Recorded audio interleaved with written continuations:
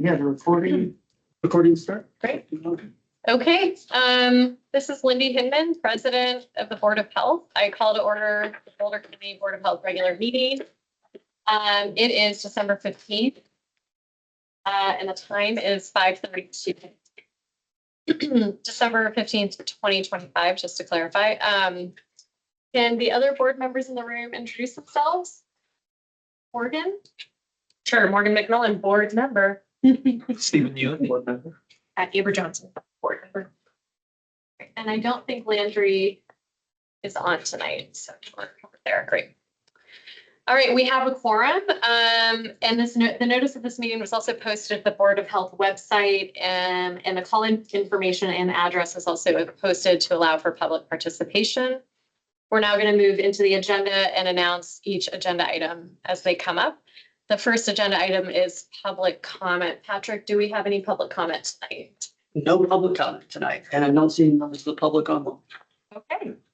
All right, then we'll move to item 2, which is approval of the prior month's meeting minutes. I make a motion to approve the meeting minutes from, November 17th. November 17th, thank you, of the most recent regular meeting. Do I get a second? Thank you. All in favor? Aye. Aye. All right, motion is approved for the prior month's meeting minutes. We're now going to move into item 3, which is an update on policy and legislation. And I will pivot now to Lexi to open us on this topic. Thank you all very much. I think you all know that BCPH has recently hired a policy and systems change lead. Tessa Hale has joined us, and she's been with us since August. And we are very happy this evening to be able to present to you some of the work that she's been doing with our county partners on the policy team, Mark Breslin and Cindy Campbell. Copeland. Sorry, Cindy Copeland. We had a Cindy Campbell. Yes. Cindy Copeland to share the county's policy priorities. I think you all know that we, because policy is a core public health function, and because we really want to advance policy at the local level in combination with systems change work, like health and health policies kind of work, we really felt like BCPH needed its own policy team. And Tessa will talk more about that and kind of comparisons to other LPHAs. But we're excited tonight to really just present to you the policy priorities for the upcoming state legislative session.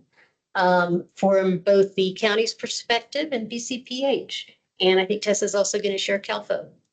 Yes, thank you, Lexi. And I'm excited to be here and to have a chance to talk about the policy work and our policy priorities. But first, we're happy to have Mark Breslin and Cindy Copeland here from the county's commissioners team to talk about the perspective of county policies. And we'll start there.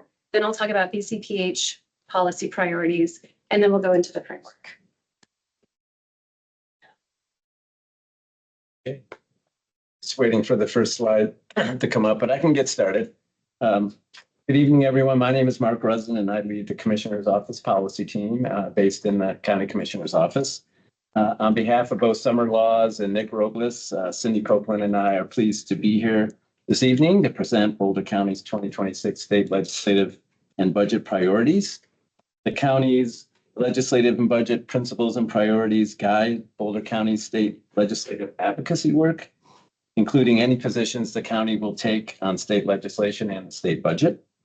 This presentation is a high-level overview of the county's 2026 principles and priorities, which were developed over the summer and fall in consultation with the county commissioners, county departments and staff, community partners, and other key stakeholders, including members of our state legislative delegation. So this is the Cliff Notes version of the priorities. On the next slide, the legislative principles listed here: racial equity, climate action and environmental justice, financial and organizational stewardship, and democracy, all guide the policy team and the county staff in the development of positions that the county takes on state legislation and the state budget. These principles speak to the values of the county organization and align closely with the county commissioner's strategic priorities. Next slide. So now we'll get into the legislative priorities. These priorities proposed for 2026 are now final for 2026. They're the primary focus of our policy team's lobbying efforts during the legislative session, and introduce bills that touch on the priority areas that you see on the slide. And the following slides will be prioritized over the hundreds of bills that will be introduced over the course of the session. One item to note here is that the Democratic caucus would like to address health insurance affordability during the 2026 session, but that pathway forward remains unclear at this time. Next slide, please. And just to highlight one thing on the slide, because there's a lot listed, is that under the energy, environment, and sustainability priority area, we will once again be working on bill repayment. This is to facilitate energy efficiency, electrification, and renewable energy upgrades in buildings, primarily in residences, without the upfront costs, so that those will be more accessible to low-income households. And we also continue to work on those with a strong focus on the advancement of environmental justice in a lot of our priorities in the environmental area. Anything on data centers in particular? Oh, how much Yes. time do you have? We are involved in the data center legislation too, and seeing early drafts of concept papers so far. So yes. So next slide, please. So with respect to financial and organizational stewardship, the county is supporting efforts to improve and increase access to safety net services through operational and technology upgrades to the Colorado Benefits Management System and other state-administered technology platforms. And with respect to housing, we're expecting to see legislation that will look to generate for affordable and workforce housing through fees or taxes on the use of housing for investment purposes and also vacant home taxes. Slide, please. So lastly, as listed in the taxation and finance policy area, a key theme for the 2026 legislative session will be consideration of policies to enhance the fiscal autonomy of county governments. For example, by granting counties the authority to collect excise taxes on products and services approved by the voters. Next slide, please. As we all know well, the state budget plays a critical role in the ability of the county and DCPH to meet local goals and priorities for serving the residents of Boulder County. The county commissioners have adopted these 5 state budget principles as asks of the state administration and general assembly. For example, the counties and the state are partners when it comes to meeting the needs of Coloradans, and that collaborative approach must extend to funding. So no unfunded mandates, please. Next slide, please. The policy team staff engaged with state departments as they developed the governor's proposed 2026-27 state budget, which was released on October 31. And we are now advocating for the priorities listed on this slide with the Joint Budget Committee and the General Assembly. This work will carry through the supplemental process in January through adoption of the long bill in April. In addition to the priorities you see listed on this slide, tomorrow we are asking the county commissioners to add both local public health agency funding and access to healthcare funding to this list of state budget priorities. So we'll be making that ask of the commissioners tomorrow. And then please, next slide, please. So again, thank you for this opportunity. The fact that Cindy and I are here this evening really speaks to the collaborative partnership that we hold with DCPH, which we as the staff in the commissioner's office deeply appreciate and value. And we look forward to continuing that collaboration next year. And we're happy to answer any questions you may have.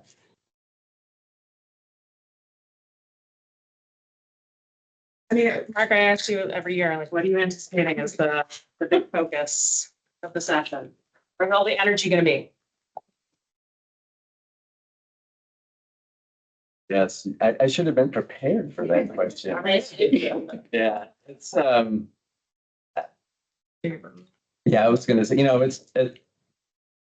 let me just say, you could pick a much better time in Colorado's history to be a state legislator than right now. There's just so little money and so much to do. The budget is going to, again, be the primary talking point. I mean, no legislator is going to be able to pass a bill that costs any money, right? So it's, that really limits your ability to do anything. Legislators go to Denver to legislate, not to just spend 120 days talking with one another and ultimately passing the budget. And that's what they have to do, but they also like to do a lot more. So people are going to be looking for creative ways to get things done. On-bill repayment is an example of that, right? How can you be creative with funds to do something really positive for Coloradans? But I really hope and I expect that the legislature will again follow kind of a theme it did last year, which was prioritize people, and then work, as Cindy just mentioned, work to try to fix things with the state budgeting process. There's a big effort now to try to unwind some of the Tabor restrictions and reform Tabor in a substantive way. And we're engaging with those conversations. That's probably it's a little bit of a longer term effort, but we may see something on the ballot in next November. That would be the first step at chipping away at the restrictions that Tabor places on Colorado. So just have to try to do that work and be focused on positive things and work through the budget crisis as best as possible. I don't know if there's a theme in particular, but small incremental progress, I guess, is the way to say it. Any other questions? Not yet? Okay, great. Well, thank you so much for coming. And I really just want to give a thanks, Mark and Cindy, to you and Nick and Summer. They've really welcomed me. We've had some great meetings, really clarifying roles and responsibilities across our teams and how we can continue the collaboration. So very grateful to have all of your expertise and support. Thank you. Also, a big thank you for bringing the issue of public health funding to the commissioners tomorrow. We really appreciate it. I probably shouldn't say this, but if I were on the Board of Health, I might send a note to the board. If you have a few minutes. There's actually a slide that will have some information that would be helpful if you wanted to have content to put in an email coming up. Before 10:30 tomorrow. Yeah, something like that. Yeah, that'd be best. Good to know. Thank you. So I am going to kind of do this backwards of how I normally would, which is talking first about the legislative priorities just to tie into what they shared. But first, I wanted to introduce myself a little bit. I had a chance to say hello in August, or I guess in September, but I'm Tessa Hale. I'm actually from Boulder, Colorado. I grew up here and did not appreciate all the things that Boulder offers and was like, bless me out of this cow town. I'm never coming back. So I left and had a wonderful time in some other places. Spent some time in San Francisco, time in Texas, Washington, D.C., and have always worked in the social justice arena. So I worked for a national nonprofit that focused on supporting women and youth moving out of poverty and into the workforce. And I worked for the U.S. Department of Labor, both on programs and policies for the Job Corps program. And when I came back to Boulder in 2014, I ended up coming here to Boulder County Public Health and was working on healthy food policy and access. Loved that work, loved being in the community, back in my hometown and feeling like I got to just really see the impact of the work of this agency. So while I was here, I was activated during COVID, one of the lucky people. And after a few years of that, took a pause from the public health and went to work for a global nonprofit think tank on food systems and sustainability and just food systems. And then when I saw this job, was thrilled at the opportunity to come back and work with this team and work on local issues. So that's a little bit about me. And then we can dive into the presentation. So on the next slide are CALPA's priorities. I thought it'd be helpful. You saw the commissioner's priorities. These are CALPA's priorities. So ongoing, they have their long-term priorities, public health infrastructure. This is the long-term investment in making sure that public health has the resources, the workforce, the modernization of systems, all the things to make it really effective.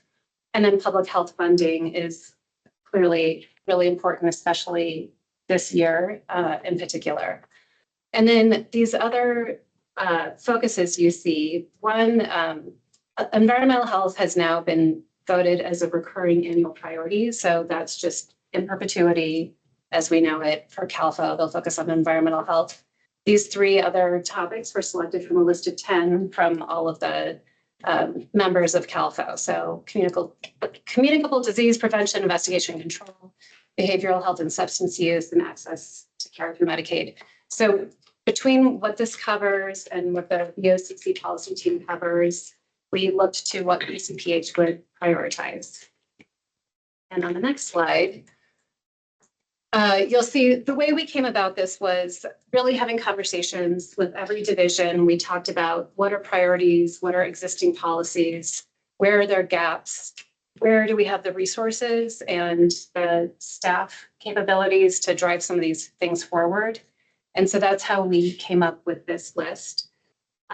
Top, you'll see public health funding, which we want to maintain what we have and potentially restore funding. Communicable disease, we have to call this out.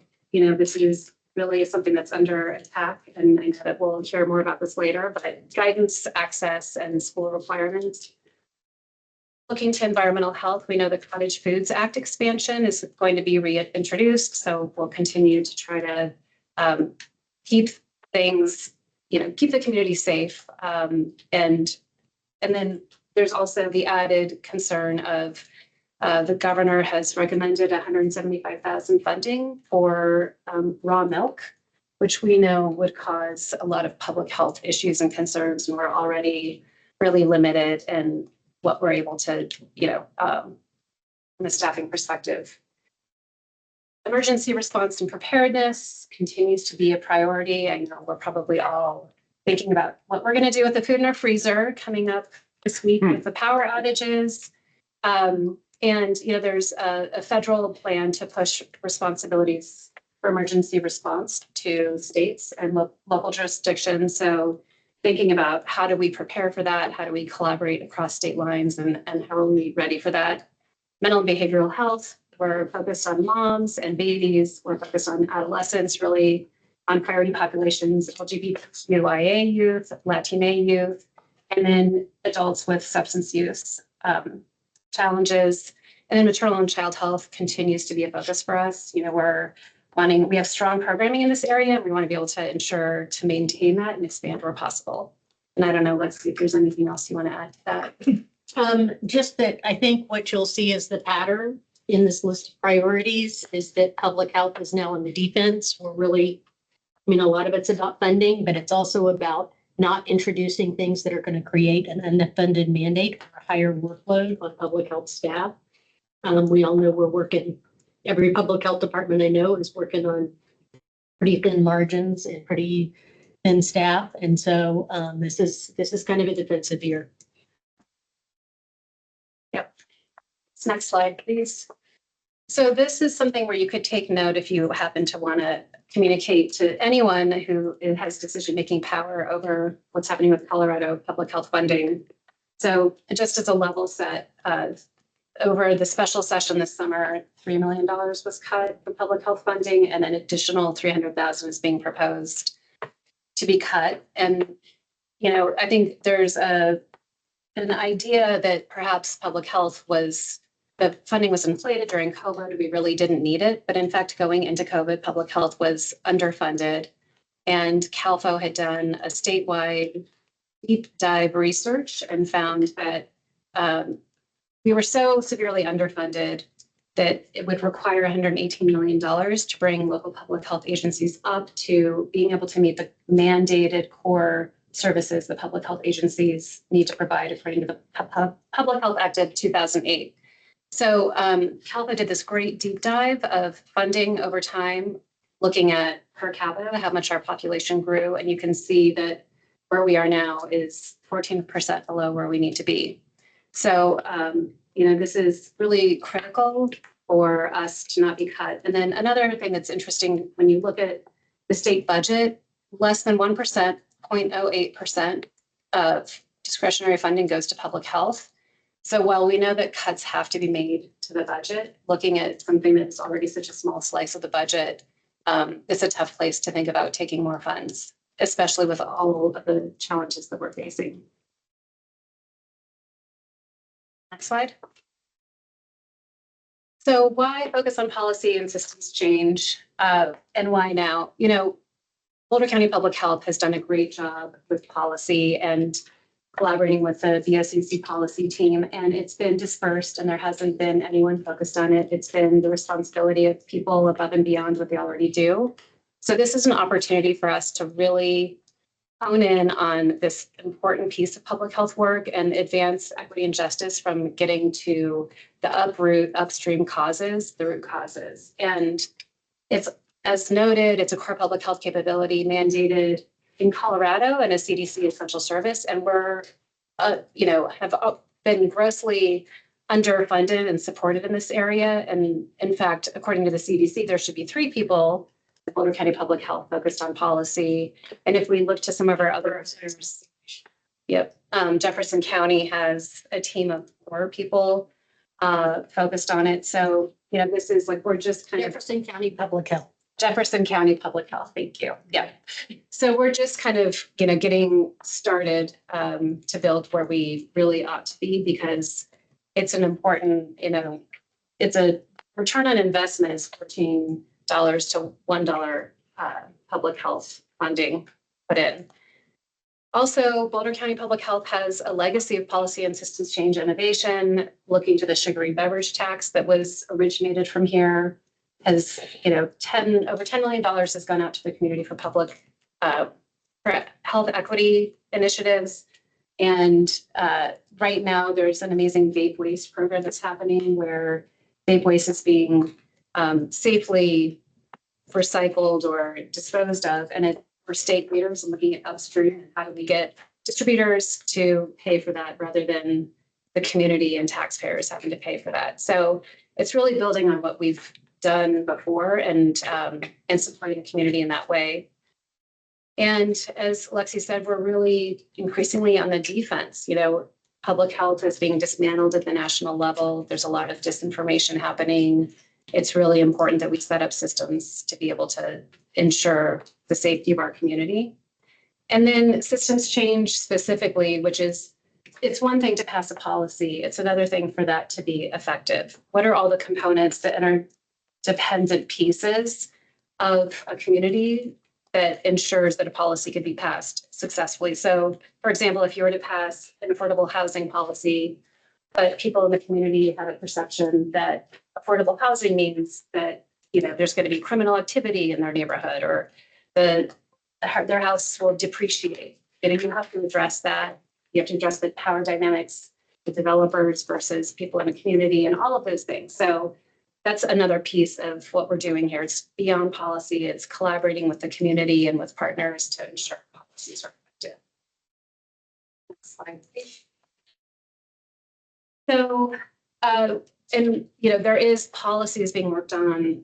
You've talked about that. So the OCC policy team, they're focused on statewide policy. We're talking about like 70% of what I'll be doing will be focused on the local work. There are some priorities, as we discussed, that fall outside of the purview of the BOCC policy team in CalFO. That's where we would put our energy. We wouldn't be extending ourselves where there's already effective work happening in that place. Again, building on our proven leadership to advance impactful policies. We also have really expanded our community engagement work and want to take what we're hearing from the community. We want to, use those relationships and those conversations and what we know to both elevate key challenges and also to build and cultivate leadership within the community. And we also have, we're under-resourced with these core functions that we're expected to implement. And, one thing to note with the budget is, for example, we don't, with funding cuts to the public health, environmental health services, there's things like licensing, retail food inspections, things that we are at a more limited capacity to continue to carry out in the way that we would under best circumstances. Next slide, please. Quick time check, 4 minutes. Okay. So just I'll breeze through these. So Local policy is really going to be in partnership with the community, with other organizations, and focusing on municipal, like county leaders and city councils is the word I'm looking for. And we'll be working year round on those. And then state policy, that'll be really just focused on the priorities we outlined and during the legislative session. Next slide. So internally, we'll be implementing a CRM or a tool that will help align efforts across the organization where people can communicate who in the community they're engaging with, what policymakers, and everyone will be able to have that alignment across the organization. We'll have 2 work groups, one focused on state issues, one on local.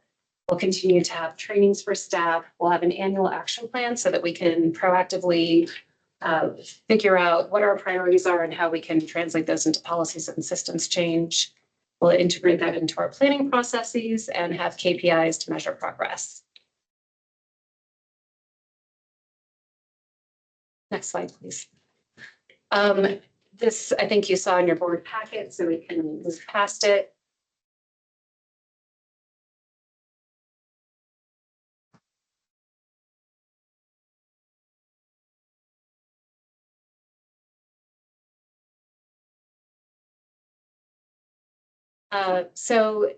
I guess questions, and curious to hear if or how anyone's interested in engaging with the policy work. And I just want to say as a preface to this board, I know we've asked you this question before, but we've never had a dedicated policy and systems change person. Yeah, I mean, I think from my vantage point, we have not been very engaged. Like we've gotten report outs like this to hear about what the priorities are, but I think from my vantage point, it would be good to, and I think we've talked about this previously, which is how can we better help advocate for policy positions, whether it's locally or at the state level or nationally as a Board of Health. And I think we would be willing, I don't want to speak for the board, but I think we are willing to engage, but need a little guidance, I think, and support around what messages and to whom, and you know, so I think we desire to be more voice as the Board of Health community, but just haven't had the infrastructure to support that. Would you guys, anything else? I mean, we have submitted letters in the past on a couple of Yeah. things. I did also participate in a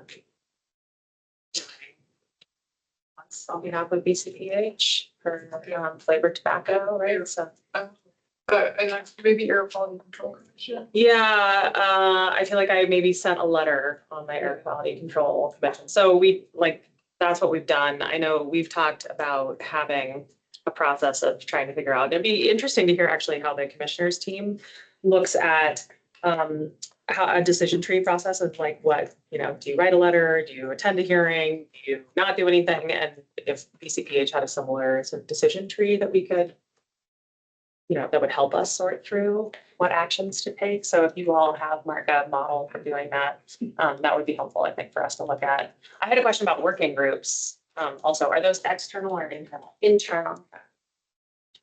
But yeah, no, I mean, I think we are very much open to advocating and would like to use our voices in that way. I would.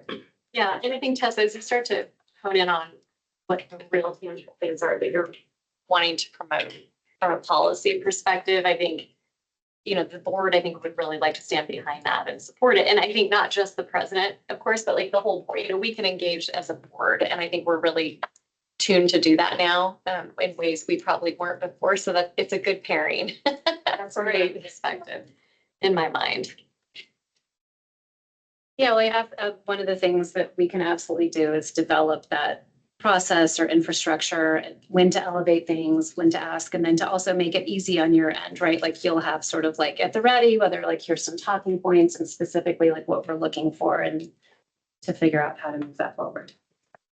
I was also alerted the other day to the fact that BCPH does not have its own policy about who approves priorities. And in cases where we don't have our own policy, we typically fall under the county's policy. And the county's policy is that the BOCC decides. So we'll be working on developing a policy that directs those approvals to the Board of Health. Great. I mean, and I'm gonna say this because I always say it, but to the extent that we can align the policy strategy to our overarching strategy as an organization, right? And then looking at how we want to measure the success of some of that policy making and policy advocacy as it relates to what we're trying to achieve and the outcomes we're trying to achieve, that would be my Shangri-La. That is on the list. Yeah. We will have that soon. I do think that the local policy work and systems change work is going to be more directly impacted by BCPH's role. The state work will be, it's much more collaborative and lots of cooks in the kitchen, which is fine. We'll play more of a supportive role in that space. But we figure that BCPH's strategic advantage is that, we have a history of being innovative and a leading edge and a kind of a proof of concept organization that has really expanded to other communities. And we also are aware that sometimes when Boulder speaks up about policy, it's not particularly helpful. So we have to be careful about that. And so that local policy role is really important for us. Yeah, I mean, I am curious about how other boards or the county commissioners approach things like when the city of Boulder is considering putting a ban on flavored tobacco products within the city of Boulder, for instance. Exactly. What is our role as a board to try to influence that decision? And That's right. So one of the things that we recently did was we provided some input. It was a quick and dirty job, but some input on the Boulder Valley comprehensive plan. It was just like, here are some things to think about in terms of public health impact. So that helped impact assessment work, that helped in all policies assessment work is certainly something that we can provide as support to municipalities or other institutions that are, developing comp plans or whatever. We are prioritizing not only building those relationships with city council members, but also with city managers and staff. and school, Right. boards. School administrations. And school administrations, of course, always, right? So I think that that's important, yeah. Rachel also shared, because Rachel's not feeling good tonight, that there's also been Board of Health members presenting at city council meetings, and Landry did go as a physician to really advocate for the Longmont Healthy Kids meal. So just having those kinds of supports Yeah. at those spaces is great. Yeah, and then I always wonder about communications, like editorials, things that we can do. I mean, I know we want to be super careful and strategic about what we're putting out into the press potentially, but that's always another happening. Great point, yeah. Yes. I was wondering, the first bullet, an input, what kind of input are you seeking from the board? Or, because what I've heard is us advocating for things you have done already. Are you looking for more sort of downstream or upstream, whichever direction you go into the development of policies and discussions around those? Yeah, thank you for asking that. I think the idea being that we're having these working groups that will be formed and they'll be sort of hashing through, especially during the planning phase of what do we want to pursue, what policies make sense, or what kind of nuance would be in a policy or kind of considerations for that, and assessing, what's the impact. So I didn't know if there was anyone, I mean, you all are very busy, but it could be, in 6 months' time, I could come back and say, like, here are these things that we're really going to dive into. If anyone had special expertise or interest in some part, if you wanted to actually come to a work group meeting where we're mapping out the strategy. I mean, personally, unlike the others, I don't have a full-time job, so I do have probably more time than others. Besides pickleball. So I'm, as much as I mean, to me, we obviously help guide the entire agency, but also we want to be useful technically as well, because I think we do possess at least some of those things, and feel free to reach out and tap into those things. I'm happy to say my 2 cents if it's worth it. And I'm sure the others agree as well. So it's probably better for you to reach out and say, well, are you interested in, and I'll say no, rather than to self-limit and not ask. Right. At least for me, that would work better. And a couple of years ago, when we were trying to get some momentum behind this, but we just couldn't find the bandwidth, we had actually talked with the board about like, what are your specific individual strengths and areas of contribution and interests, and kind of map that out nicely. I think that's something that we could do again, but just recognizing that you all have very distinct backgrounds and areas of expertise, which I think personally, I think is an enormous strength. I mean, maternal and child health, epidemiology, environmental health, health systems, provider care, just really a wide breadth of expertise that could be really powerful in helping us think through, who are the right partners to connect with, what are, the effective messages for different kinds of groups, et cetera. Thank you. Thanks very much.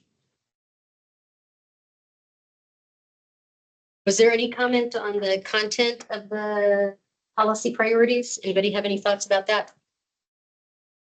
Nope. Okay. We will keep you up to date. I think the expectation is that we'll give you a report each month about what's been happening. We may not do a presentation here unless there's something very specific you need to know about, but certainly keep you up to date. And we'll also have a just-in-time communication system for things that pop up.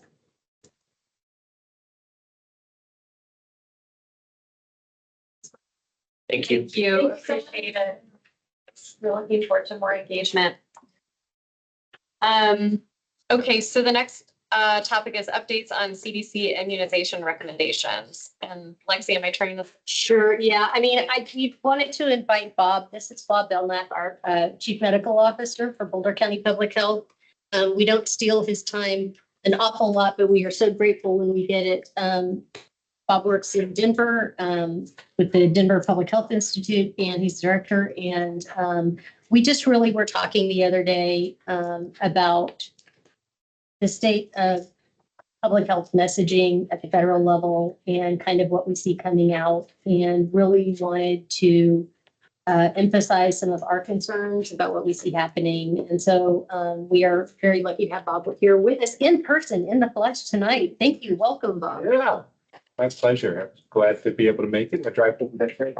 Good. I got to do my last meeting, remote as I was driving out. Thanks for the introduction. Yeah.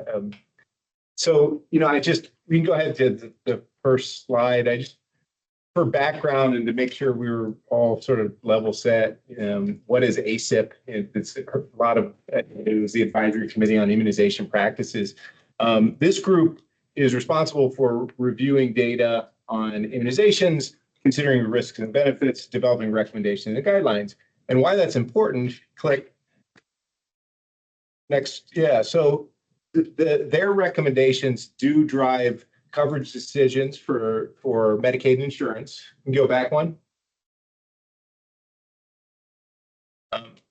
And those decisions really determine accessibility. And so, influencing who can get vaccines and what they cost. Next.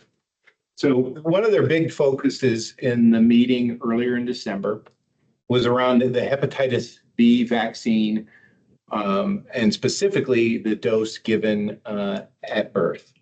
And so this is a busy slide. I apologize. It is from a group called Your Local Epidemiologists, you may have heard of. They put out really great information. Caitlin Jetelina is the founder and is just a fantastic health and public health communicator. What it shows and what the red lettering highlights to that the switch to universal Hep B recommendation happened in 1991. And from that time on, that green line shows the numbers of acute hepatitis B diagnosed in people under 12, children and adolescents. And the blue line, Hep B cases in the population overall.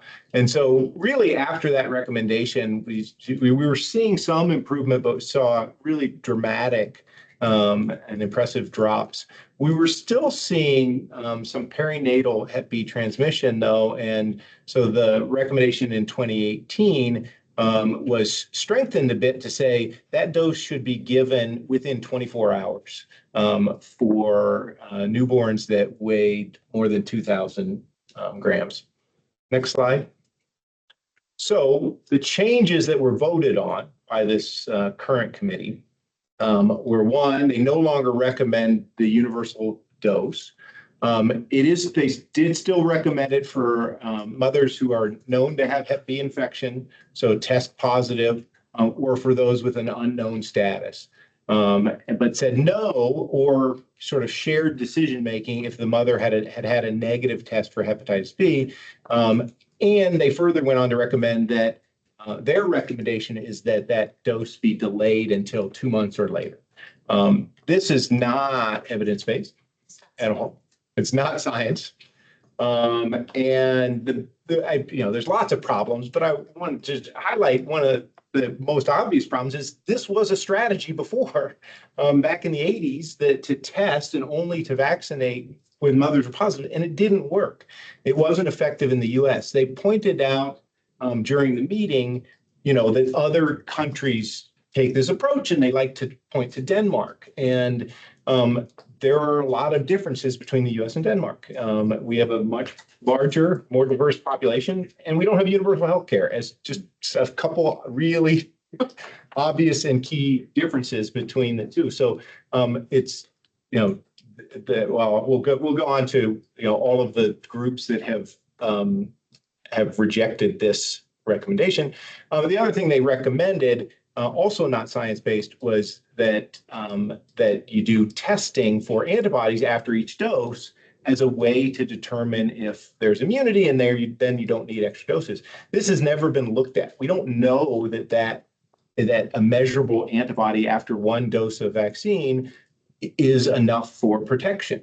And so this was actually evaluated by ACIP many years ago now, and rejected. They said, we recommend, if you're going to do antibody testing, it should only be done after completion of the vaccine series. Next slide. So over 40 medical groups put out a statement rejecting this and urging that CDC reject the ACIP. So ACIP is a recommending body. They don't actually set any rules. They make recommendations to the CDC, and typically it's a CDC director who would decide yes or no, but it's HHS secretary who will ultimately make the decision on this. But you can see the American Academy of Pediatrics, American Medical Infectious Disease Society, American College of OBGYN, College of Physicians, National Foundation ID, March of Dimes, Hep B Foundation, and many, many more have said this is going to harm children and families and not to do it. Next slide. So I wanted to point you to this group, some of which are Caitlin Jetelina and folks from your local epidemiologist, but also others, including David Higgins, who's a pediatrician at Children's Hospital, contributes to this, the Evidence Collective. And they put out a debrief after the December meeting. They did it after the meeting earlier in the fall as well. It's a 13-page summary document debunking many of the myths that were put forward, and showing the science to support actually why oftentimes the opposite is true. Next slide. I can email you the board that link. Yeah, that's great. Yeah, the slides are, the links are in the slides, and so yeah, I don't know. Sorry, share the slides or whatever. It's easiest. So wanted to let you know what Colorado is doing, and so there is an emergency rulemaking hearing on Wednesday to introduce some changes into the Colorado regulations around immunizations. And there's really two main changes. One is incorporating the AAP immunization schedule. So the current regulations refer to CDC and ACIP guidance. And as we know, those recommendations no longer reflect expertise, medical and public health expertise in the US. It's no longer, unfortunately, reflected by those. So we're going to have AAP in there. And then in addition, adding an appendix around immunization requirements and for students attending schools with age going up to 21, because the AAP actually only covers under 19, so 18 and younger. And so just really making sure that our regulations are solid up through at least through secondary school. The Metro Denver Partnership for Health, which Boulder and Broomfield and really the 7 Metro County health departments and Public Health Institute at Denver Health are all members of, wrote a letter in support of this. And I'm going to be testifying in support of this on Wednesday as well. Perfect. Thank you. So The board. at the Board of Health, yep, yep. So next slide. I mean, who would be against this I recommendation? don't, well. In Colorado. Yes. I mean, there are absolutely people in Colorado who are very much anti-vaccine And Boulder County. actually. and Boulder County. Yeah, we have a strong one. Yeah. But I mean, to the extent of this new ACIP recommendation following that, or I know that there is always Yeah. vaccine hesitancy among. you No, know, this is anti-vaccine advocates. Okay. Yeah. Does Colorado set Medicaid reimbursement for our like vaccine schedule? Do we have control over that? To a degree. Okay. To a degree. So there are certainly some things at the federal level that could make it very difficult. To where Colorado would have to supplement the cost potentially. And so far, the governor and the legislature is supportive of doing that. Now, we have to see what the cost. Right, without would any money in be. the state budget. Without any money, yeah. I think part of the opportunity too is to, because the state regulates insurance, is to be able to say health insurance has to cover the cost Yeah. of prevention vaccine. Well, for the most part, insurance has been saying they're gonna do. They're gonna- They know is evidence-based because Yeah. they know it affects their bottom line, but Medicaid, I was just curious what our. Yeah. Sort of Usually policies were as state. Usually Medicaid follows the Medicare follow the ACIP recommendations. So in addition, there's a group that was brought together in the fall by the Rose Community Foundation, organized around bringing everyone who they could together around supporting this. And so the coalition called Colorado Chooses Vaccines, not meant to replace or duplicate work of Immunize Colorado or of any other agency, but really to have a more unified approach to addressing the misinformation and ensuring access to vaccines. And so, guided by science, amplifying the work of Immunize Colorado and others, and combating misinformation in real time. So we are part of this group, and I'm helping to organize a working group on metrics, because one of the challenges with this is knowing how do we understand the impact that we have with combating misinformation and are any of our strategies working? And the short answer is it's not easy. And so we're going to bring together a working group to really think carefully on that. We've got School of Public Health as our active participants in this, and CDPHE and others. So next slide. I wanted to just give you a little bit about what's going on in Colorado. And so influenza is on the rise.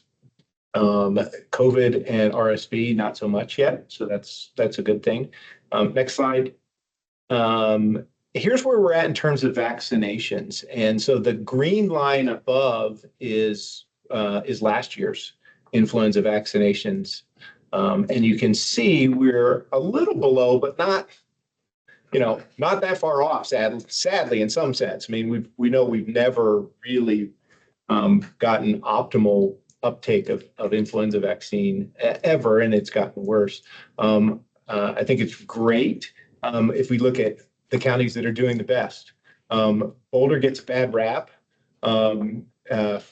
just from, I think, historically speaking, of being a low vaccination county and people in Boulder County not wanting vaccines. That's not supported by the current data. Broomfield, Boulder at the top in terms of uptake for influenza vaccine. Next.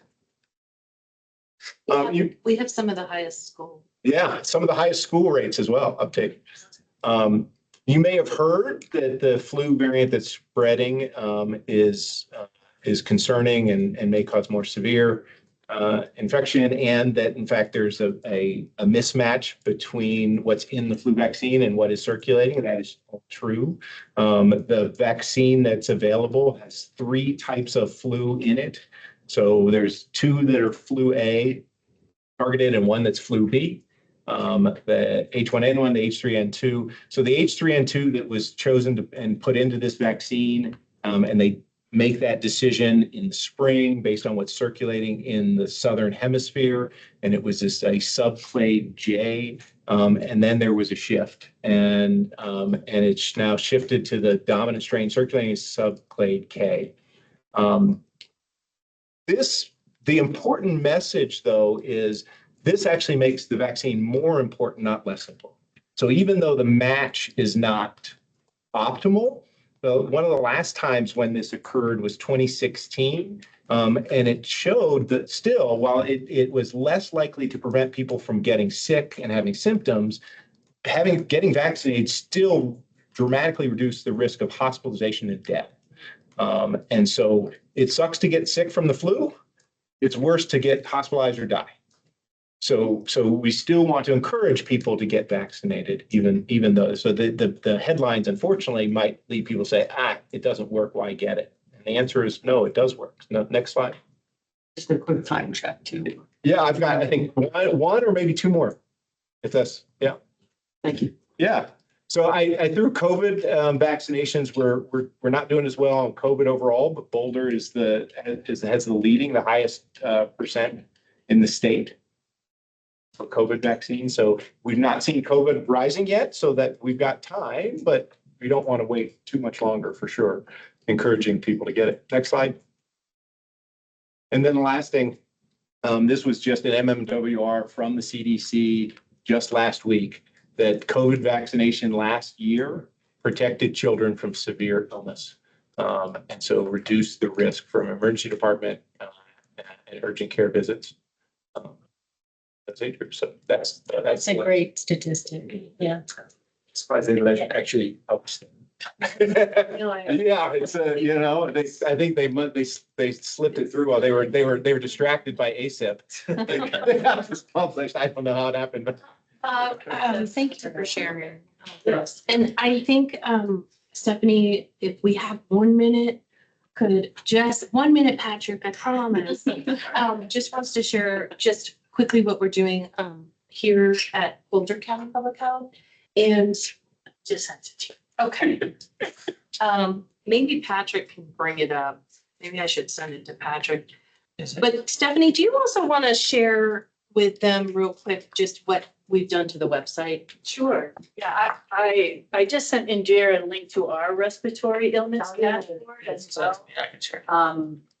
Which our communicable disease program has been updating. I believe a social media post just came out tonight also, or today.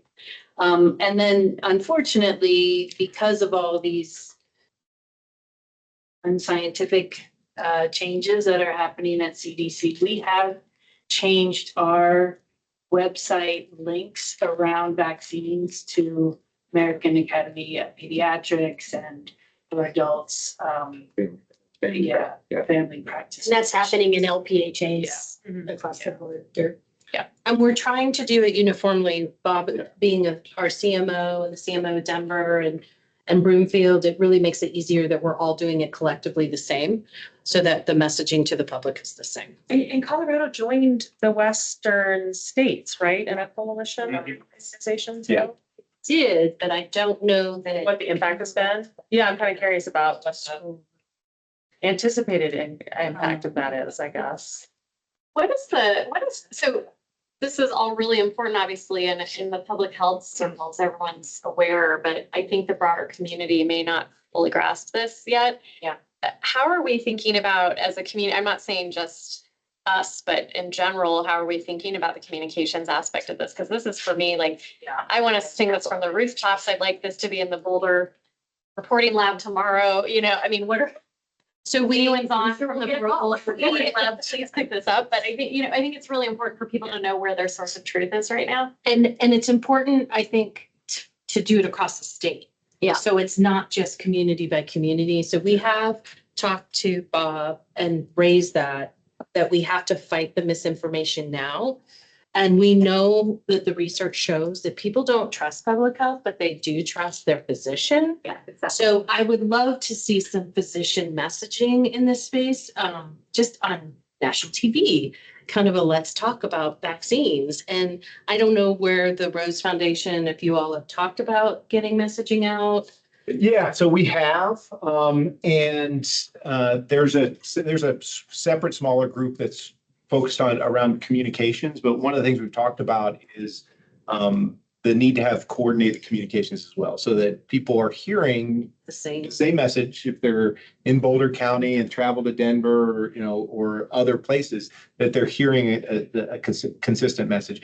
I think as frustrating as it is to have to combat misinformation coming from CDC and the federal government, it's maybe an opportunity as well to say, people weren't getting the vaccine at the rate we would have wanted them to begin with. So we weren't messaging, we weren't connecting well enough even before all of this. So now we have the opportunity to step into that void and be more recognized as the experts in our community and in our state, and see if we can start moving that needle despite the challenges.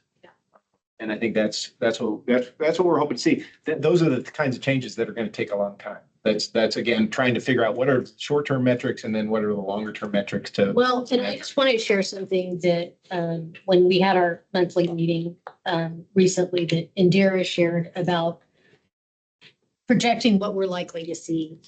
That you want to share that again? I thought that was really important. The cohort. It's the pregnant women, pediatricians, obstetricians. Yeah, so we did some research back in 2016 that found that through our immunization focus groups, we found that, and we just did it of people who considered vaccine hesitant. And what was fascinating is that they actually considered themselves very pro-vaccine. They just had questions and didn't want to follow the schedule. And so we realized that there's a whole group of hesitant people that we need to find out more. And what we found is that most of them did not have a conversation with their OBGYN during their pregnancy About vaccines. And so we were able to get that data into a population-based study from the Immunization Coalition, the statewide one. They confirmed that that's what they saw, because that's what we heard. And now it's in a baby and moms survey that's done throughout the state every year. And the data is the same. It shows that if you are on Medicaid, you are more likely to have a conversation with your OBGYN about getting vaccinated and your children vaccinated than if you're not on Medicaid. So there's a lot of opportunities in the private healthcare system sector where physicians, we need to engineer the solution into like the Epic system or one of the medical systems, because if you're not having that conversation, then you are less likely to start vaccinating your children and follow the schedule. And part of it is about women often rapidly shift from having an OBGYN to having a pediatrician who all of a sudden is talking about vaccines a lot, but that groundwork wasn't laid during pregnancy. Right. So the idea of trying to front load that information in preparation for that with an OBGYN seems like a really important strategy. Yeah. So I mean, I love this work, and I would love to see the work that you're doing on this Rose Foundation group really materialize into something that's going to develop some long-term strategies.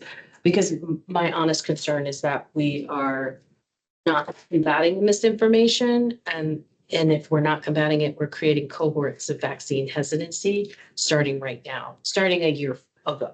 And so that makes it challenging. But Stephanie, do you want to just show this so that they can learn about the ILI, the surveillance, so that they can access it anytime they want? Yes, we can send a link out.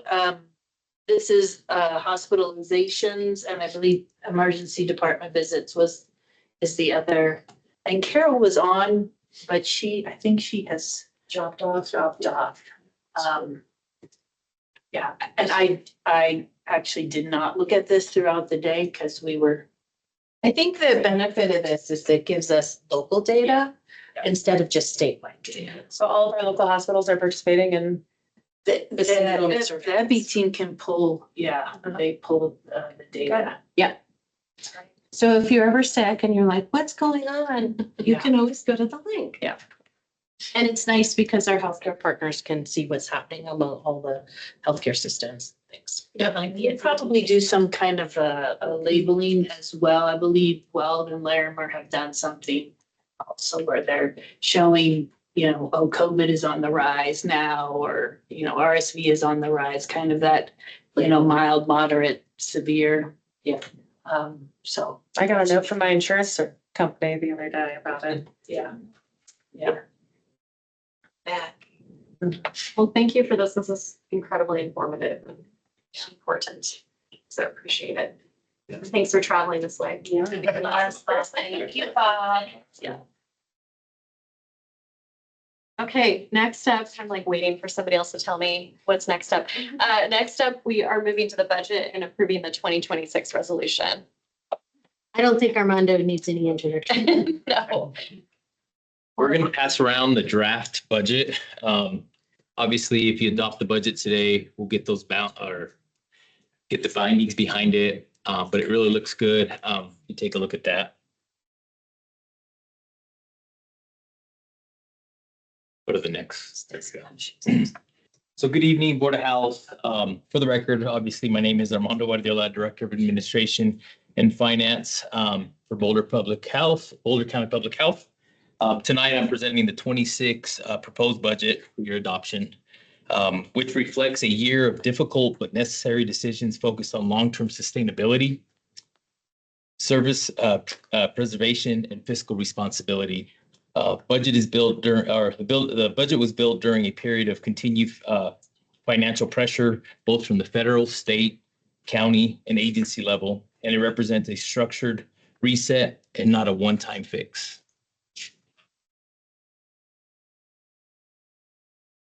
I'm going to try to go very high level since y'all have seen all this. So just a quick overview, the 26 proposed budget reflects a $3.8 million reduction compared to 2025. This includes a reduction of 40.6 FTEs. And keep that in mind, that's attrition, that's reassignment, that is layoff. So that is also sunsetting programs. So there's a big variety within those 40.6. The reductions were not taken lightly and were guided by priority-based budgeting. Despite the reductions, we were very intentional and preserving core public health. Next. So this slide is really my favorite slide when I present a budget. It's the source and use, and I keep using it. So really, this source and use really is kind of really the visual that I want y'all to look at is really the top, which is the sources. Looking at the sources, you look at a $20.6 million budget is what we're introducing today for you to adopt. And if you look at the uses, that balances the budget at 20.6. In order to balance this budget, the source and use, we are using $691,536 from our reserves. What I do want to point out, we've done an excellent job trying to really make us sustainable. If you look at the prior, I wanted to show, usually I don't show the prior, but I'm going to show the prior this year. You're looking at a $2.1 million reserve to balance the budget. So as you can see, that is the hard work that the staff, leadership, management has been able to accomplish by doing the priority-based budgeting. So I just really want to highlight that. That's probably the biggest factor in looking at this proposed sourcing use. A lot of strategic meetings, a lot of back end discussions and arguments, and there was just a lot to getting us in this sourcing use. The other thing I'd like to say is numbers don't lie. I'm an accountant. When we looked at the proposed numbers based on data over the 11 years, we came in pretty close. So just wanted to point that out. Amazing. Very cool. Yeah. Next slide, please. So what I do want to show here is I know fund balance is very important to the board. And I heard you, I understand we were following the policy. What you see here is we'll begin the 26 budget with, or 26 projected budget with a fund balance of about 5.1. Keep in mind, these numbers are based on a set date of September 30th. I did send out the financials today. As you can see, we're actually ahead.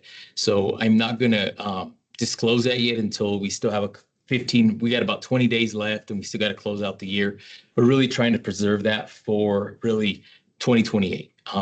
What I'm showing today is really a sustainable budget for the next 2 years. And depending on how we end today or this month, I'm pretty confident we'll do another 26, 27, and 28. So I don't want to jinx it, but right now, if we look at the financials I sent out to y'all, looks very promising for us to really look at that 28.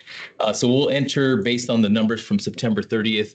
We'll enter our reserves about 17% based on a 15 to 20% reserve policy. So right in where we need to be. That also preserves the reserves like we talked about in the prior slide, really not using reserves to balance the budget, really living within our means, unfortunately making difficult decisions. But we are looking at overall process improvements and revenue generation so we can at least hopefully see some growth in the years to come. Right now, we're kind of flat. Next one. So here's, again, this is again the fund balance, but this chart really tells a good story. As you can see, over the next 2 years, based on the numbers from September 30th, when we started building the budget, I feel very confident that we'll be self-sustained for the next 2 years. And depending on how we end December, gladly come back and do a 28 projection to see where we're at with reserves. But right now, I feel that if we stay within the course, even allowing a little bit of fund balance to be used in 27, I think we have a very sustainable budget. And also keep in mind, depending on what the county does the next 2 years, taking that into account and planning to make sure that we are being proactive and making sure that we're sustainable for the next 2 to 3 years. Next. So here's the resolution that I want to bring forward tonight. So the adoption of the 26 proposed budget, the authorization to implement the budget as presented, ongoing monitoring throughout the year. This doesn't end the work for us for priority-based budgeting. It's just a foundation. I'll talk a little bit about on the next slide what's next. But this is the resolution that I would ask that you adopt tonight. Go to the next one, please. So next steps. In 26, we'll implement the budget at the division and program level, closely monitor expenditures and revenues, and continue strengthening internal controls and financial discipline.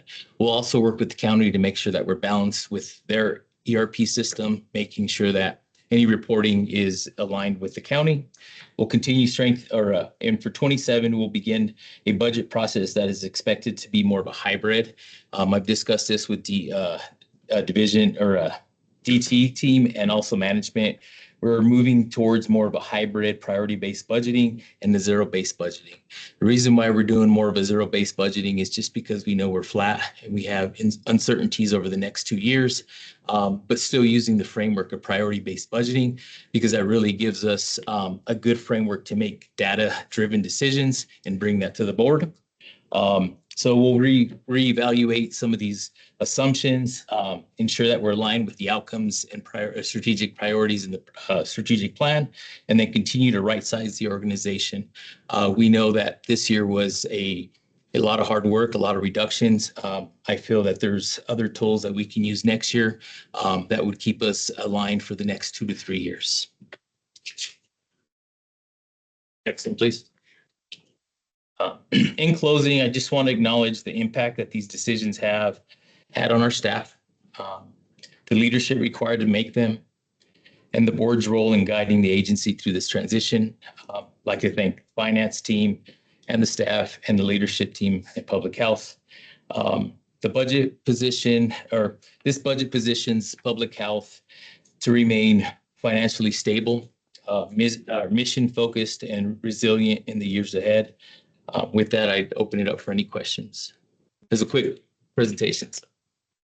Well, no, the first thing I'll say is I just want to make sure, and I think we're all gonna back this, is, thank you personally to you personally for driving this process the way you have. Thank you to Lexi for her leadership. And then thank you for the entire team for stepping up in this really difficult time and making these decisions that were really hard to meet, essentially get us to a budget that we can sustainably live on.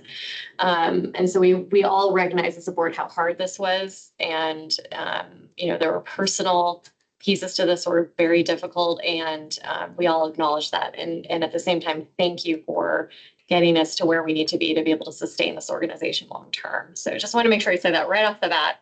And then the other thing that I wanted to say before I pivot to my fellow board members is I think it would be helpful at some point through the budget committee and then potentially with the board is to talk about revenue generation. So obviously we're really, we're constrained by our revenue, right? Expenditures to revenue. And the lever that we can pull, I think, is obviously we can manage our expenditures, but also potentially drive more revenue in the door. And so we'd love to proactively be talking about that and then how that's going to influence our strategy in 27 and 28. And I know that's top of mind, but something that I think we should be actively engaging on as a board as we move forward. Absolutely.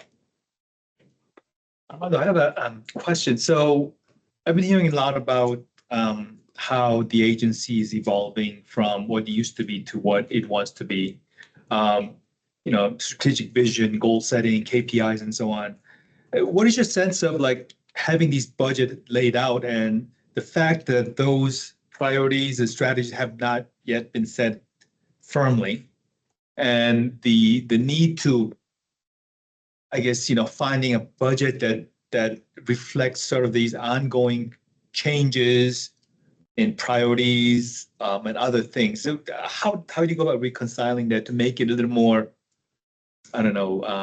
reality based, or what you could anticipate happening? So I would answer that with, we're following kind of the strategic plan and priority based budgeting. So any decisions we make, we use data. And so with priority-based budgeting, we've been able to identify our funding sources to be able to get flexible funding, to be able to pivot when something becomes a priority. There's a draw with that, right? You're going to pivot and move money because I can identify now all the flexible funding, or my team can, but we can identify that and we can move and pivot. So that gives us the flexibility to be able to adapt. The challenge is we want to make sure that we're not constantly introducing new priorities, because then we can't keep up. And then also the other thing we want to make sure that we look at priorities, or with any strategic priority, is making sure that the strategic priority, can we fund it, right? We can come up with tons of ideas, but do we have the flexible funding to be able to pivot and provide that service? And then we have to look at service levels, and are they sustainable? We can sustain maybe a year or 2 year on a program that may not have any funding, but what's that look like next year, or the following, the third year? So I think those are the decisions that we need to bring to DT and then to the board to say, is it truly a priority? Is it a realistic priority? Because I think we got it down to where we can identify flexible funding within our budget that we can shift money around. And I think we're reduced to a size that we're not inflated. And so I think probably right now we're right sized. I know not everybody wants to hear that, but I think based on the numbers, we're right sized based on the revenues that we have. Hopefully that answers that. Size relative to the history of being underfunded as. Well, we're always going to be underfunded, right? I mean, that's just, we're public, but I'm saying based on the actual numbers that I'm looking at, we are right sized based on the revenues that we are receiving. And I think you ask a really good question about, as we are getting more strategic, we're rolling out these KPIs, looking at our strategies for the future, how do we take on things that are important, but we don't necessarily have the funding for Right, it, and how does budget adjust or allow for us to do the that? technical teams to be able to adjust accordingly? I know it's complex, Dan, and I think Lexi's the one who has to say, we're gonna freeze this at this point, then we'll put budget against it kind of a Yeah. process. So just want to make sure that is It clear. really is looking at our numbers and having a good, accurate understanding of where our funding is and being able to identify what is flexible, because that's what really, we had some difficult time at the beginning when we started looking at budgets, is identifying where our flexible funding is, because that's less restricted. So it allows us to pivot and address, priorities. I would add two other things. One is that I think that the KPIs are going to help us be able to get a handle on the value going to the community for various programs. The other thing that I would mention is that we have talked about having, how do we do innovation in this kind of a context and in a very resource constrained context. And one of the things that I like about BCPH is that we have often in our innovation space, we have built something and then we have rolled it out into the community, or we have found someone to adopt it, or it has become institutionalized somewhere else. And I think that model of kind of proof of concept into institutionalization somewhere else is a really nice model for kind of resource restricted times, because what it allows is a fund that can regenerate every couple of years.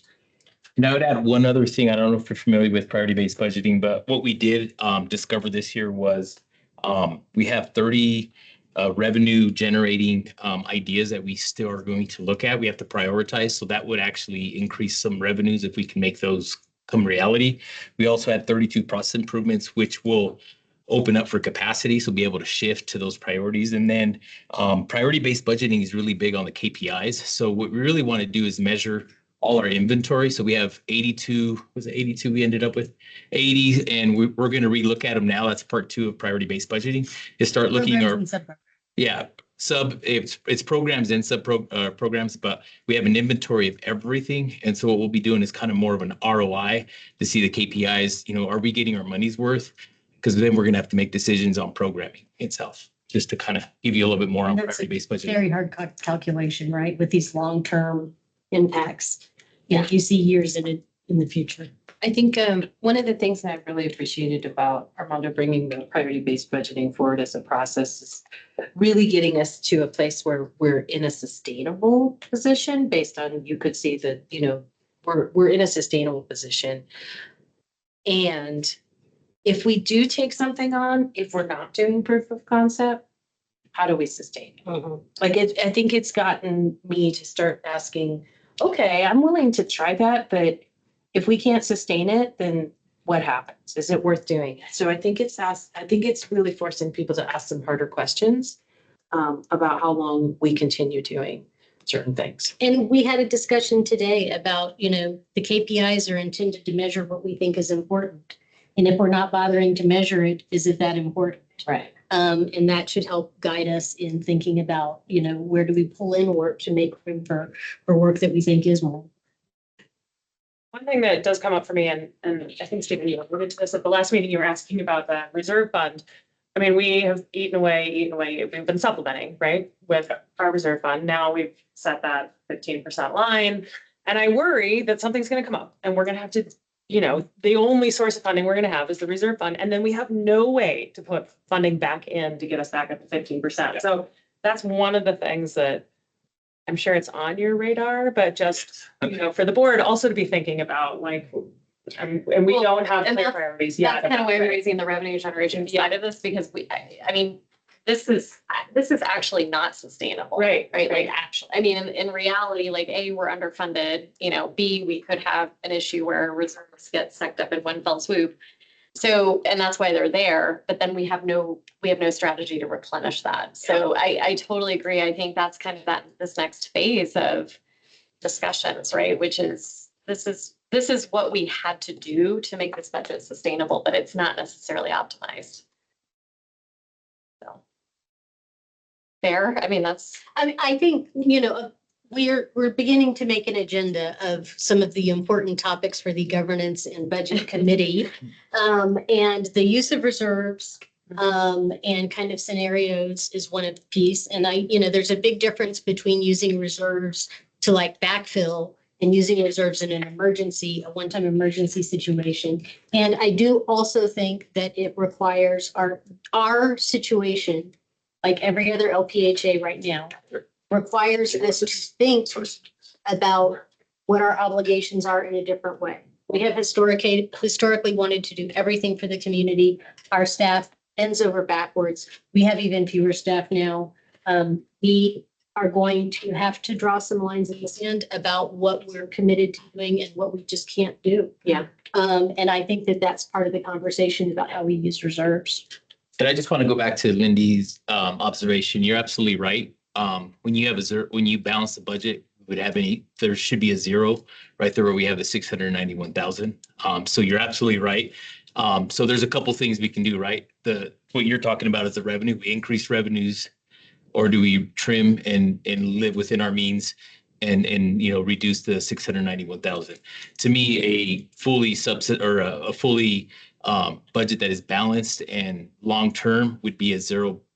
We wouldn't balance it with no reserves. So you're absolutely correct So when it comes to one that. of the things that we're trying to do in 2026 and 2027 is that as we get grants that we didn't count on, the utility of those grants is not to go out and hire a bunch of people to do that work, but to look carefully at our budget as to where, if it's appropriate for that grant to be picking up what we're currently paying out of the reserves, so that we can, over time, we can continue to reduce that reserve use until we're at that zero level. And So so, that contingency budget is part of what we're thinking. and so we'll be monitoring that, but that's what we did this year. That's why I don't want to talk about, look at your reports, but as you can see, we've preserved a lot of it. So I think if we continue doing that in 26, I think that number will actually reduce itself. And I just want to make one comment. Sometimes revenue generation requires upfront investments. And so I think that part of what we need to do is go through and prioritize and look at how much it's going to cost to do some of that revenue generation. And that might be worth investment. It might be worth the investment. The investment may be people or it may be operational. It's awful. Mhm. So I'd like to ask Patrick if you would move it forward for a vote. Yeah, I'll move to adopt the budget resolution 2025-01. That's right. Yes, right number. We have a second. Yes. Even second. Okay, all in favor? I, Aye. Thank you. the only Thank you. thing that I noted in looking through this is that you gotta update the officers for the budget. Yes, thank you. It hasn't been printed yet. Good job. We had you as president still? I know.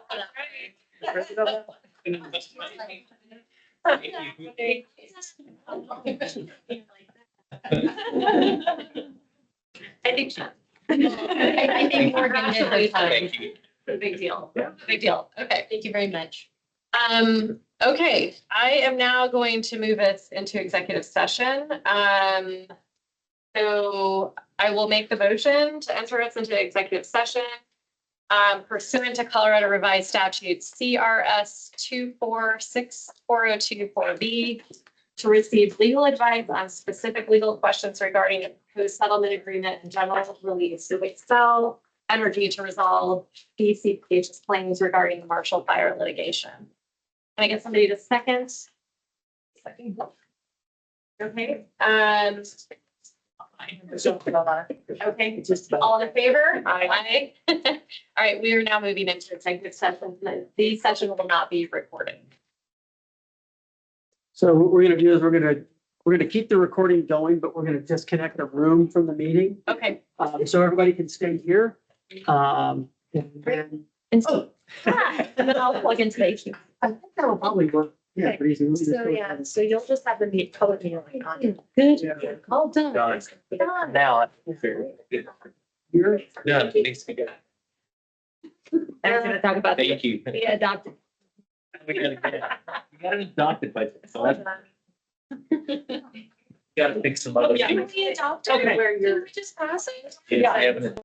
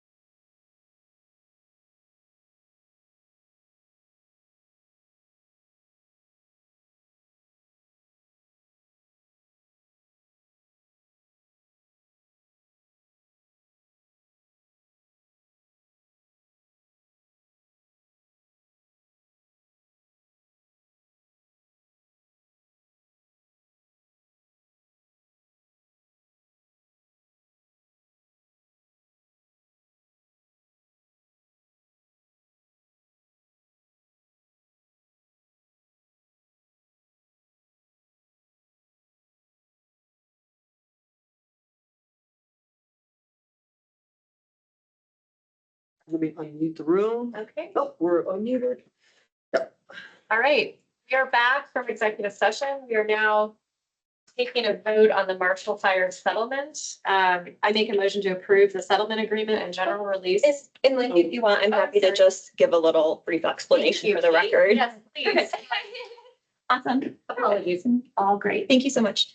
This is Kate Haywood, Assistant Boulder County Attorney. The County Attorney's Office is requesting that the Board of Health approve the global settlement and general release agreement between Boulder County Public Health and Excel Energy and INRI Marshall Fire litigation, which I'll refer to hereafter as the settlement agreement. In granting such approval, the board will authorize the executive director to sign the settlement agreement on behalf of BCPH. I previously shared the settlement agreement with the board for each member's review. I then provided legal advice to the board regarding the settlement agreement at the preceding executive session. Advising the board on the settlement agreement involved discussion of settlement information that is currently subject to privilege and confidentiality requirements. This information includes the approximate settlement amount that BCPH can expect to receive in exchange for approving the settlement agreement and thereby releasing its claims against Excel from the Marshall Fire, which the board has been advised on. We expect more information to become publicly available following approval of the settlement agreement by all parties. The County Attorney's Office finds entering into the settlement agreement to be in public health's best interests and so advise the board. I therefore request board approval for the Boulder County Public Health Executive Director to sign the settlement agreement on behalf of BCPH. Thank you, Kate. Thank you. Okay, now I will make a motion to approve the settlement agreement and general release with Excel Energy Claims RE Marshall Fire litigation. Can I get a second? I second. Thank you. All in favor? Aye. Aye. All right, motion approved. Thank you, Kate. Thanks, Kate. Thanks for all your work on it. Thank you. Okay, next up is director's report. And I wanted to ask the board if there are any comments or questions about what you received in your packet. No, I'll just say it was great recognition of the staff that are leaving or retiring or moving on. So also want to honor those staff and thanks for all of their work.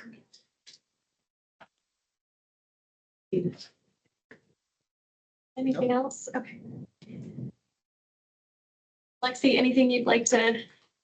I'll just, yeah, and this is kind of combined with old and new business, if that's okay. Yeah, just a few things. First of all, I want to say thank you. I think this is the first year that every single one of our Board of Health members was able to make it to the annual all-staff retreat, and I know staff appreciated it because they told me. And it was fine that folks popped in and out and when they could make it, and just really appreciated having you there. Thank you. And I will say it's really fun to coordinate with you guys and try to have a presence in some of the things and make sure that we're, kind of all taking the baton at certain times. Thank you for doing that. I think this will work really well this year, looking forward. And thank you, Patrick, for wrestling them. Oh, good. Wrangling, I guess is wrangling. Yeah. A couple of other things I wanted to mention, just a reminder that we are hoping to be able to give you the KPI baseline data collection early in the new year. And along with that, we are actually planning to go back to having operational plans for programs. It's something that was last done, I think, in 2016. And we just feel like that is a real, it's an important component for not just accountability, but also lining up the work with the KPIs and making sure that everything is actually that we're focusing on the right things. And we think it'll really help with our efficiency and helping to kind of reinforce that agency vision. A lot of the divisions are really excited about it because they feel like it was actually really helpful. So we're excited too. I will also say that we are having to, I mean, you will have noticed that Armando mentioned that we had 40.6 FTE reduced in our staffing, which is higher than the previous number given because we did have to do some additional reductions, largely in ANF and SIB. Our IT team, unfortunately, was one of the areas where we were going to have to reduce. Two of our folks were able to take retirement buyouts, which is terrific. And we're going to be keeping one person on who really does work that the county IT team can't do. And over the next year, we're going to be working with county IT as we move to the new building in Boulder to have a more centralized service there. There are other areas that the county is looking at centralizing potentially next year, in addition to IT. So if those decisions hadn't been made this year, they could have easily been made next year. Those include communications, racial equity management, some procurement. So just some core services, core administrative services. We believe that they're going to spend some time studying this, which is great. We hope that they consider it carefully. We are concerned. Oh, also emergency management. We are concerned that, public health has needs that other departments don't in some areas. We have funding flows that only come to public health that we suffer. So we'll be in coordination with the county on those conversations going forward. Yeah, and I just wanted to also say, we did have to say goodbye to a lot of our staff this year. The staff has been really terrific about attending retirement parties and farewells, and we're really going to miss a lot of folks, a lot of people who had been here for many, many, many years. And we know that as we go into the new year, we're going to look different as an agency. We may feel different as an agency, but we do still have an amazing staff that'll continue to carry the torch. The other thing, that this came up briefly at the all staff the other day, but just want to acknowledge the institutional knowledge that is leaving with some folks too, who have been here for a long time, and the challenges of replacing that institutional knowledge. It's true.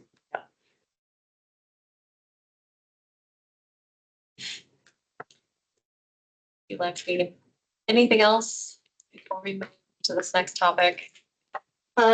Just about what's happening. We got a notification that Excel is planning to turn some power off in some locations in Boulder County. So public health is working with the county and the emergency management office to make sure that folks are prepared for that. Looking at continuity of services and also making sure that we're prepared in case a fire does break out. This is really based on the wind speeds on Wednesday, as well as very dry conditions and low humidity. So we're on the watch for fires, and we also have to prepare. So it's kind of a double response. Hopefully it's only going to be a single response, but we have to prepare for a double response. The county, the city of Boulder, the Office of Emergency Management, and other municipalities that are working on this have been really very committed to working collaboratively and having good communication with Excel. So we're optimistic that hopefully this will proceed without too many incidents. What, I guess, is the county and the city setting up like emergency, I'm thinking about people who are on ventilators, for instance, or like oxygen tanks, like, is there a backup We are, location for we are, people? we are looking at what we can do to support those folks. Yeah. Also, I mean, the power out before a fire is tricky because how do we communicate with people if there's a fire that starts after the power's been turned off, right? So, so we've been working with, cell phone companies, trying to make sure that people's cell phones are going to work. What's our contingency plan for staffing? We have to make sure that our vaccines and public health are protected, all of those kinds of things. So it's a little bit of a new challenge, and we are going to be doing a lot of communication with the public. And I'm assuming just to confirm this, that it's in great coordination across the county, that everyone is talking about their roles and responsibilities. Yes, yeah, it's been a very good coordination. Who's leading the efforts? Is there Office of leader Emergency Management, at the county level? yes. Well, leading our response to Excel, right? Yeah. Yeah. Okay, thank you, Lexi. Appreciate it. All right, I think we are now moving into our second executive session. This is to focus on the executive director's mid-year report. So I will move for the Board of Health to enter an executive session pursuant to CRS 24-64024F for the purpose of discussing the Boulder County Public Health Executive Director Performance Evaluation. Can I get a second? A second. Thank you. And this requires a vote. All in favor? Aye. Okay, and Lexi, I do need to confirm with you that you would like to have your review closed and not open to the public. Yes. Okay. As this executive session is held for the sole purpose of holding executive session pursuant to Colorado Revised Statutes 24-64024F, public comment will not be permitted. Once the board votes to enter executive session, there will be no public attendance allowed. And I'm now adjourning the regular meeting. 23. Hey, Doctor, can you help me We're gonna be. get my PowerPoint to the On to the next thing. We're gonna be and stop the recording.